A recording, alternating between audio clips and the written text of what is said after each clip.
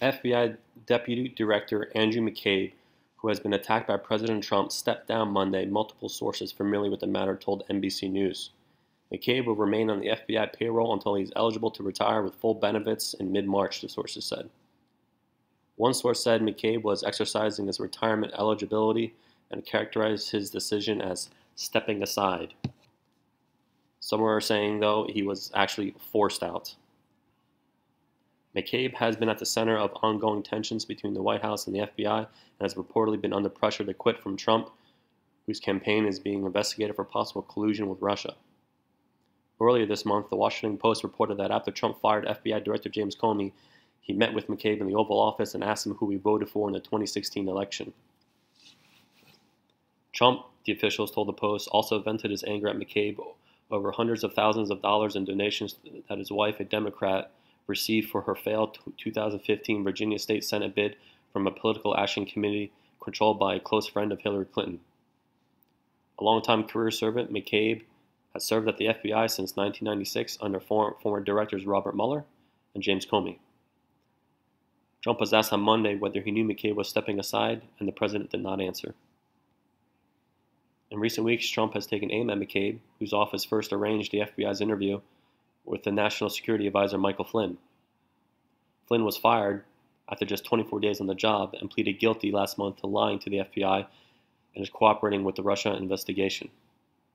Last week, White House spokesperson Raj Shah fanned reports of pressure from the White House to fire McCabe by saying in a statement that Trump believes politically motivated senior leaders of the FBI have tainted the agency's reputation for unbiased pursuit of justice, and that the new director he appointed will clean up this misconduct at the highest levels of the FBI. Trump also repeatedly attacked McCabe on Twitter.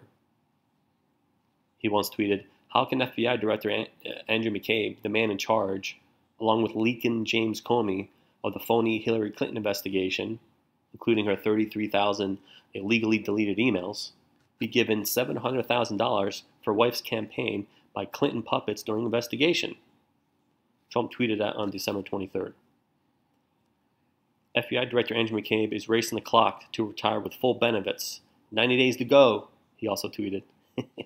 In July, Trump tweeted, "Why didn't Attorney General Sessions replace acting FBI Director Andrew McCabe, a Comey friend who was in charge of Clinton investigation but got big dollars, $700,000 for his wife's political run from Hillary Clinton and her representatives? Drain the swamp," he said. Critics of Trump have characterized attacks on the FBI as an effort to undermine the Russia investigation, even though it's coming out now that the whole investigation itself was started on a false premise. And they began weighing in on McCabe's departure just moments after the news of it broke.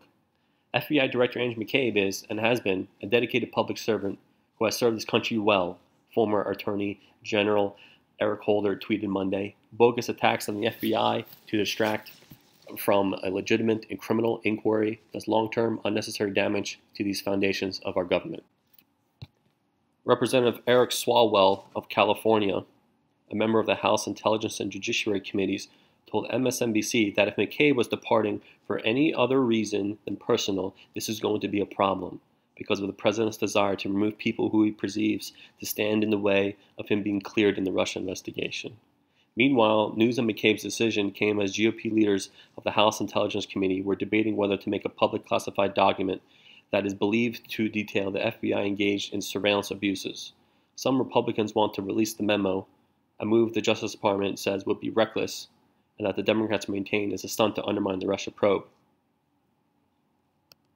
It should also be noted, it's not being reported much in the mainstream media, that supposedly Rod Rosenstein, who might be named in this memo, went to Speaker of the House, Paul Ryan, and begged him